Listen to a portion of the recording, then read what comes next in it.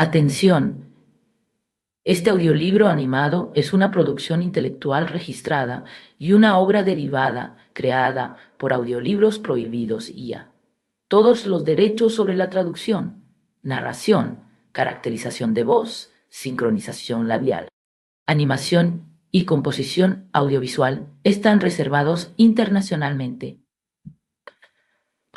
Queda estrictamente prohibida cualquier forma de reproducción, distribución, modificación, extracción, realización de copias o uso comercial.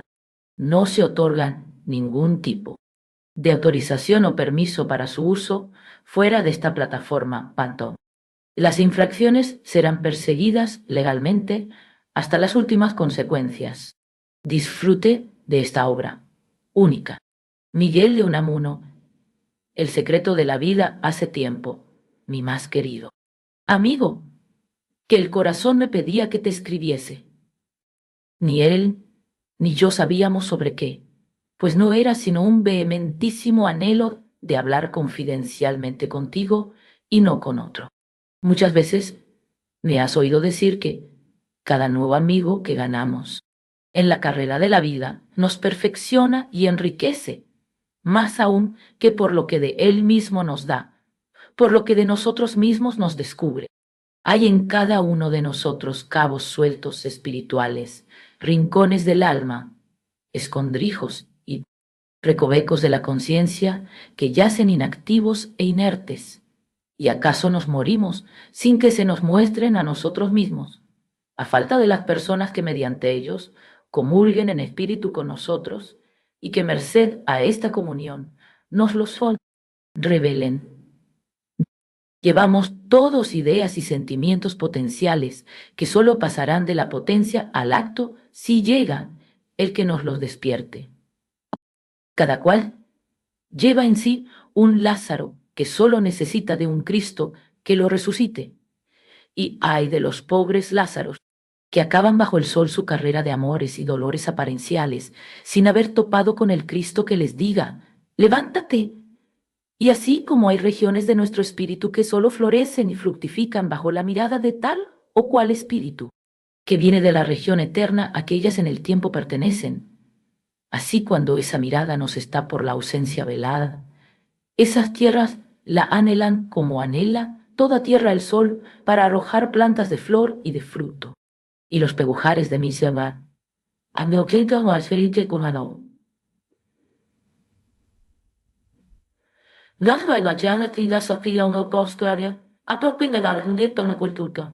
espíritu, que dejaron de ser yermos cuando te conocí y me los fecundaste con tu palabra, esos pegujares están hace tiempo queriendo producir.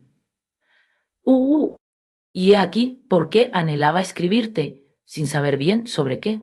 Tú, que estás acostumbrado a mi sister, inversiones de sentido y a esta mi visión, que me hace ver con mucha frecuencia causas en donde los demás ven efectos y efectos en los que ellos toman por causas, no te extrañarás de lo que voy a decirte. Más de una vez me has dicho que suelo ver las cosas del espíritu algo a la manera, de como si las del mundo material las viésemos en un cinematógrafo cuya cinta corriera al revés, yendo de lo último a lo primero, o como si a un fonógrafo se le hiciera girar en sentido inverso al normal. Tal vez sea así, y que padezca de una enfermedad del sentido del tiempo y el de la consecuencia lógica. Pero es lo cierto que con harta frecuencia me parece que son las premisas lo que los hombres ponen por conclusiones y estas por aquellas.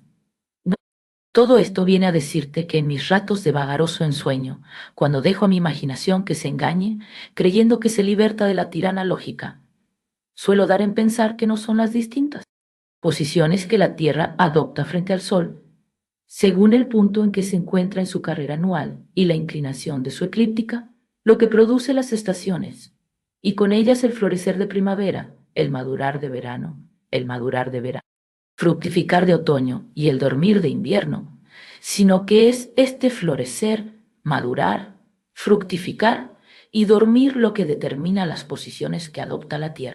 Doy en fantasear que es la necesidad que la Tierra siente de dar flores. Ahora, en ento, un sitio y luego en otro, lo que le lleve a presentar ya esta cara, ya la otra, al sol. ¿Y acaso algo así sucede con nuestras amistades?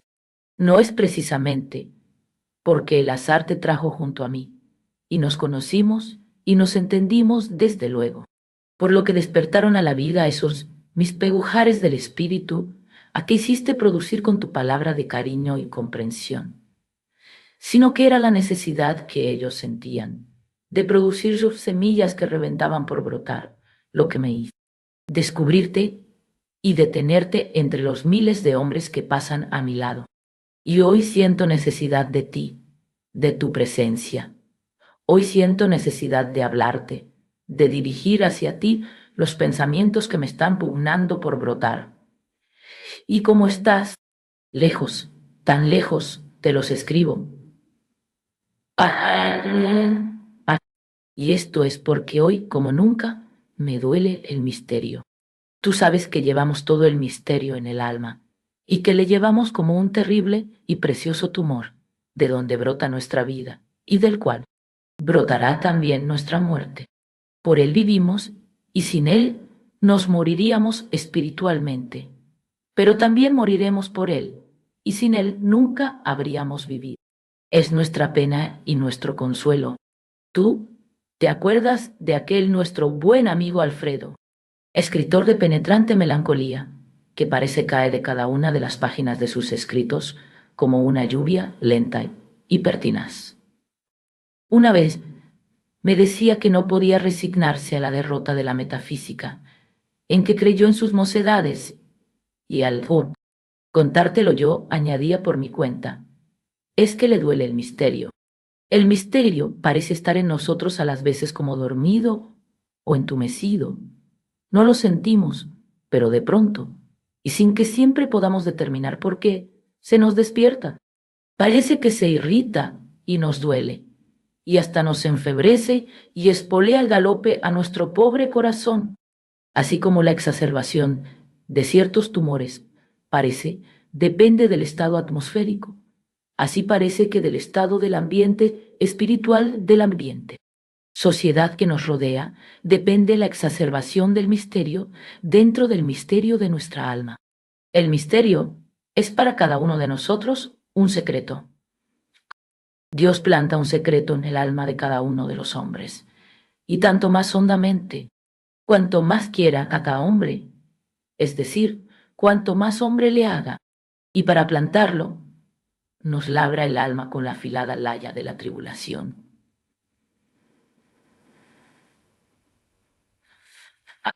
Los poco atribulados tienen el secreto de su vida muy a flor de tierra y corre riesgo de no prender bien en ella y no echar raíces.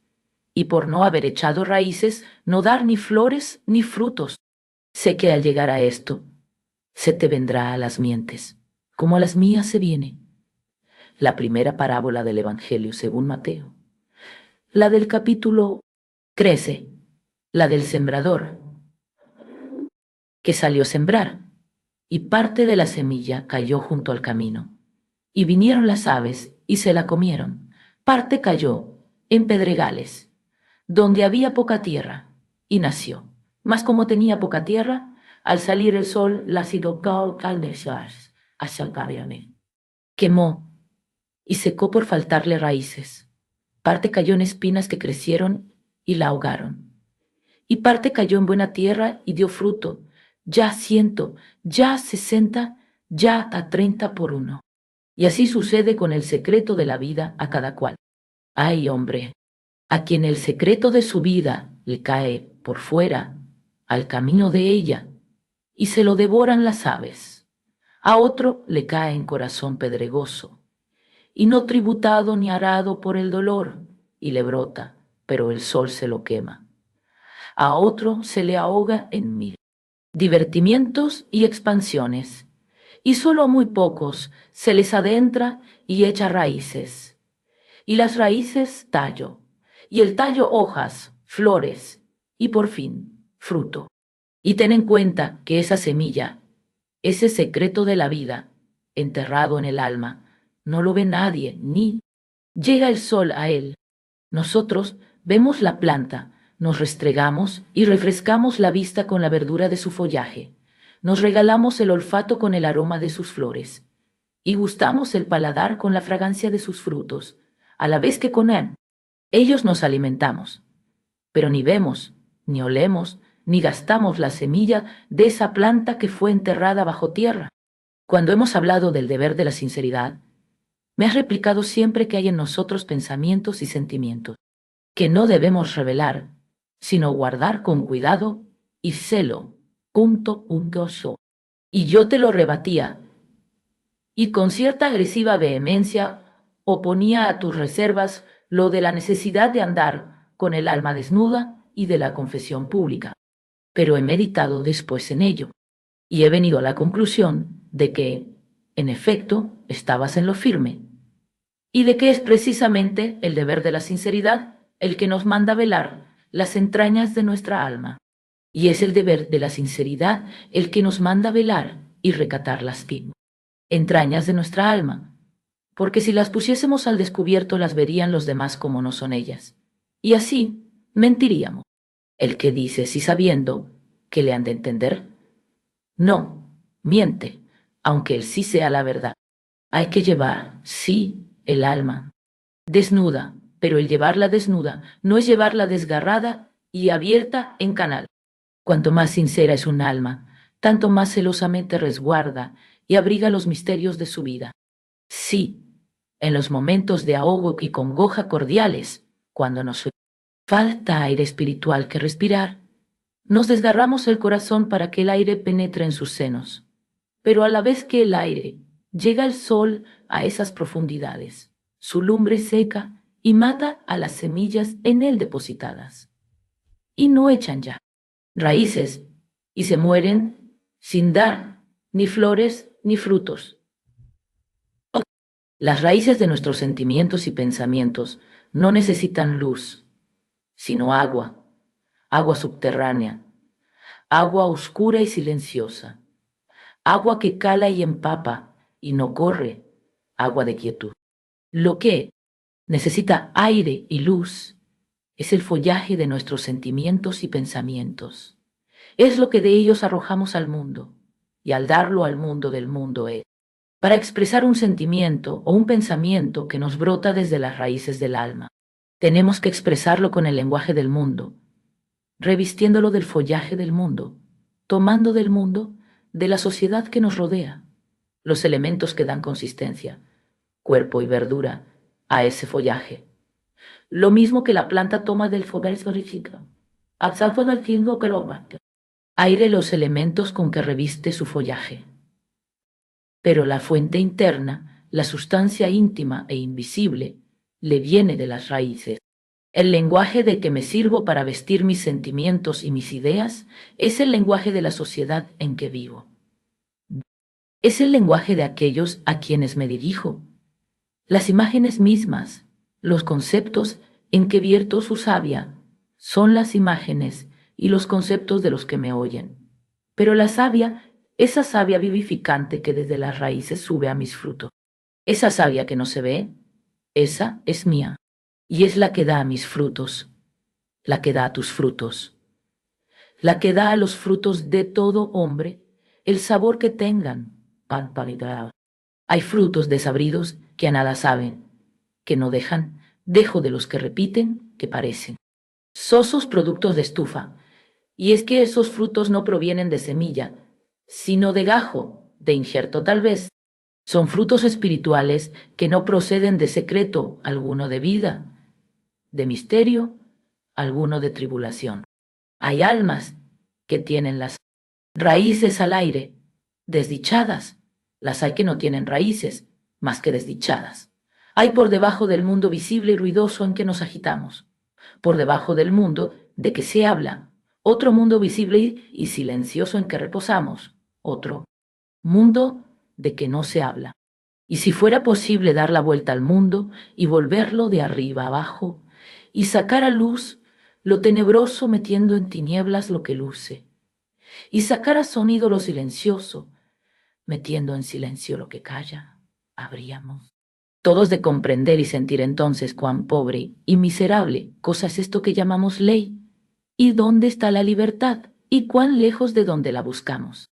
La libertad está en el misterio, la libertad está enterrada, y crece hacia adentro, y no hacia afuera, se dice. ¿Y acaso se cree que la libertad consiste en dejar crecer libre a la planta, en no ponerle rodrigones, ni guías, ni obstáculos, en no podarla obligándola a que tome esta o la otra forma, en dejarla que arroje por sí, y sin coacción alguna, sus brotes y sus hojas y sus flores? Y la libertad no está en el follaje, sino en las raíces, y de nada sirve dejarle al árbol libre la copa y abiertos de par en par los caminos del cielo, si sus raíces se encuentran, al poco de crecer, con dura roca impenetrable, seca y árida, o con tierra de muerte. Aunque si las raíces son poderosas y vivaces, si tienen hambre de vida, si proceden de semilla vigorosa, quebrantarán y penetrarán las rocas más duras y sorberán agua del más compacto granito. Árbol espiritual de muchas y hondas raíces, dará regalado fruto, por áspero y hostil que el ambiente les sea. Y las raíces son el secreto del alma. A lo mejor se asombran los hombres de la Madán. Aquelizame quisir, prevate estante se tratan con gra, onquido, y lo me acá, olvo colver. Singular fuerza que se revela en una obra, al parecer de pura inteligencia, de la plenitud de pensamiento que estalla por todas partes en un tratado de álgebra, o de fisiología, o de gramática comparada, o de otra cosa así.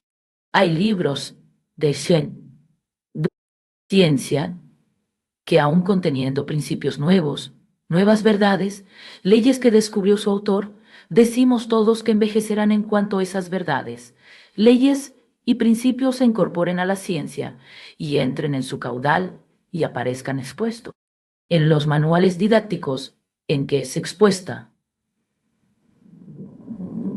Un libro de ciencia puede aportar mucho caudal nuevo a ella y ser, sin embargo, perfectamente impersonal. Pero hay otras obras también de exposición científica, y no más que de exposición científica, en las que aparte de la novedad y verdad de los principios en ellas revelados, hay en su trama, en su tono, en el espíritu oculto que las anima, un quid mirificum, un algo misterioso que las hace duraderas y fuente de fogueadegas. Enseñanzas hasta cuando los principios en ellas expuestos son del común dominio o han sido acaso rectificados o rechazados tal vez. Y estas obras de ciencia inmortales, porque su vida no depende de la vida de la ciencia a que sirvieron, son obras que proceden de secreto de vida. Tienen su raíz en algún misterio de tribulación. Los grandes pensamientos vienen del corazón, se ha dicho, y esto es sin duda verdadero hasta para aquellos pensamientos que nos parecen más ajenos y más lejanos de las necesidades y los anhelos del corazón. ¿Quién sabe las raíces cordiales que en el alma generosa y grande, en el alma hinchida de piedad de Isaac Newton, tuvo el descubrimiento del binomio a que damos su nombre? La ciencia ha sido para muchos espíritus ardientes el refugio en que han ido a abrigarse en grandes tormentas interiores, y muchos de los más grandes y más fecundos descubrimientos se los debemos a misterios del corazón. Y estos elevados y nobles espíritus nos dieron los frutos de sus secretos sin revelarnos y nos fueron absolutamente sinceros y nos enseñaron la verdad. A un árbol se le conoce por sus frutos, pero sus frutos no son sus raíces, aunque de ellas procedan muchas luminosas teorías, muchas sugestivas hipótesis, muchos felices descubrimientos son hijos de profundas tribulaciones, de entrañados dolores. Tú te acordarás, mi querido amigo, las veces que hemos hablado de las profundas corrientes de pasión que circulan por debajo de la ética de Spinoza, o de la crítica de la razón práctica de Kant, y cómo estas dos obras imperecederas son lo que son por haber brotado del corazón de sus autores, no de la cabeza. Para el que sabe leer y sentir lo que lee por debajo de las secas fórmulas del judío de Ámsterdam, en el hondón de aquellas proposiciones expuestas en estilo algebraico, hay mucha más pasión, mucho más calor de ánimo, mucho más fuego íntimo en la mayoría de los estallidos flameantes de los que pasan por sentimentales. No es la llama el único ni el principal signo del fuego. Antes bien, los fuegos más duraderos y más intensos no dan llama de ordinario. Cada una de las proposiciones de la ética spinociana es como un diamante, dura, esquemáticamente cristalizada, recortada en finas y cortantes aristas, fría, pero lo mismo que al diamante. Ha debido ser preciso para producirla un intensísimo y muy fuerte fuego. El fuego común enciende en brasa los carbones ordinarios y, una vez que cesa, quédanse en ceniza. Pero para producir un diamante ha sido preciso un fuego tal como hoy no lo tenemos sobre el haz de la tierra, sino acaso en sus entrañas, donde no llega el aire que nos envuelve. Nuestros fuegos exteriores, los que llamean hacia afuera y se avivan con el aire del mundo, alumbran y calientan un momento lo que nos rodea, pero no dejan como fruto de su incendio más que pavesas y cenizas. Solo el fuego interior, oculto, el que no luce hacia afuera ni recibe aire del mundo, es el que puede darnos diamantes duraderos, más duros que cuantos guijarros puedan chocar con ellos. ¿Te acuerdas de aquel nuestro amigo que se fue a lejanas tierras para no volver, y del cual nunca más hemos sabido?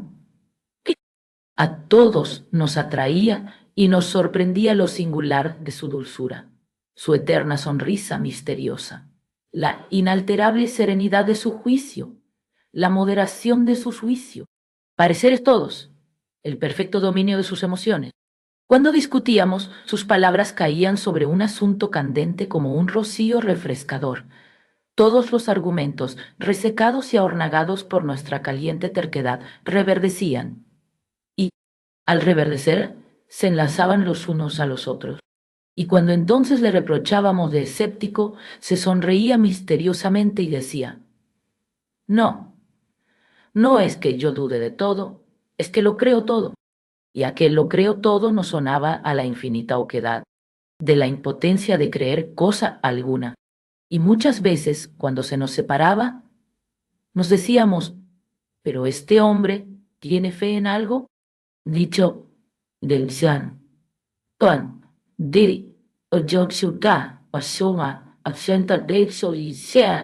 Te acordarás también que llegamos a tomarle por una especie de esteta, por un desengañado que, curado de Goli, toda ilusión, tomaba el mundo en espectáculo y se distraía, esperando a la muerte en ver pasar los hombres y las cosas, en ver cómo todo va muriendo. Solo un día notamos que su voz temblaba y sonaba con otro timbre, que el ordinario, como si el corazón le enclavijara las cuerdas vocales, y a la vez asomaba un extraño reflejo a sus ojos, apagados de ordinario. Fue un día en que protestó de que él solo se propusiera divertirse, como alguien le echó en cara. Y todos los amigos nos quedamos pensativos e inquietos, y con el vaso del corazón remejido luego de haberle oído detestar la diversión y hablar de la trágica seriedad de la vida, cuando el pobre se fue a esas lejanas tierras de donde no ha vuelto, y donde para nosotros se ha perdido.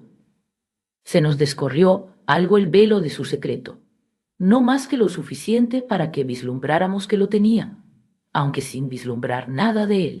Descubrimos que era hombre de secreto, aunque sin llegar a sospechar nada de este. Y todos aquellos de nosotros, sus amigos que se dieron a hacer conjeturas sobre él, se engañaron miserablemente, y mucho más se engañaron los que creían haber llegado a la verdad. Solo llegamos a una conclusión, y fue que cuantos más indicios obteníamos de lo que podía haberle atribulado, más lejos estábamos del conocimiento de su tribulación. Y esto se nos imponía por una lógica abrumadora. No nos dijo al marchar sino esto: voy a enterrarme en la naturaleza. Bravía. Huyo de mí mismo porque me tengo miedo. Huyo de la sociedad porque sin quererlo me está dañando de continuo. Y me temo mucho que llegue día en que sin quererlo también sea yo quien la dañe. Y nos dio el adiós con los ojos, enjuntos, pero con aquella misma voz de cuando protestaba de tomar a diversión la vida, y se fue. Y no hemos vuelto a saber de él. Se fue con su secreto. ¿Morirá este con él? No. Yo no creo que muera con un hombre su secreto de vida. El misterio de su corazón, aunque él no nos lo revele durante su vida toda. Un secreto es un sentimiento, padre, eterno, fecundo. Y esos sentimientos que buscan almas, en que encarnar cuando encarnados en una no han dado en ella fruto, buscan. Después, otra. Para cada alma hay una idea que la corresponde y que es como su fórmula. Y andan las almas y las ideas buscándose las unas a las otras. Hay almas que atraviesan la vida sin haber encontrado su idea propia, y son las más. Y hay ideas que, manifestándose en unas y otras almas, no encuentran, sin embargo, sus almas propias, las que las revelarían en toda su perfección. Y aquí se nos presenta otra vez el terrible misterio del tiempo, el más terrible de los misterios todos, el padre de ellos. Y es que las almas y las ideas llegan al mundo, o demasiado pronto o demasiado tarde. Y cuando un alma nace, se fue ya su idea, o se muere aquella sin que ésta baje. Tormento grande fue, sin duda, para un hombre en el siglo XIII haber nacido con alma del siglo XX.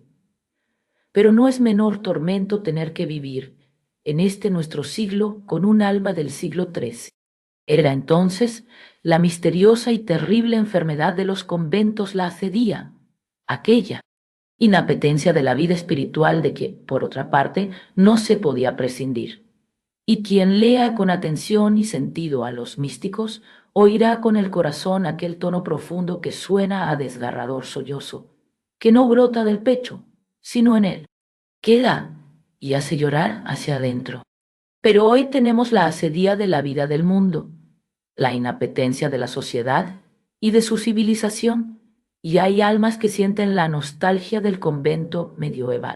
Del convento medieval digo, y no, simplemente del convento, porque el de hoy es tan distinto del que eran en el siglo XIII, cuanto es distinto de aquel siglo el nuestro. Y tengo para mí que las almas medievales que hoy viven entre nosotros son las que más repugnan los claustros del siglo XX, de aquel hombre de secreto, de aquel misterioso danés que vivió en una continua desesperación íntima, de Kierkegaard. Se ha dicho que sentía la nostalgia del claustro de la Edad Media. Todos llevamos nuestro secreto de vida, los unos más a flor de alma, los otros más entrañado, y los más tan dentro de sí mismos que jamás llegan a él ni lo descubren.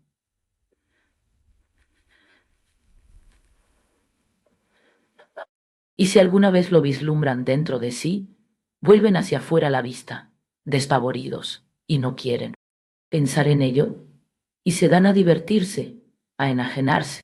Y aquellos que ni siquiera lo han vislumbrado, me preguntarás, los que atraviesan la vida sencillos y confiados, inocentes y serenos, llevando al aire y a la luz las entrañas del espíritu,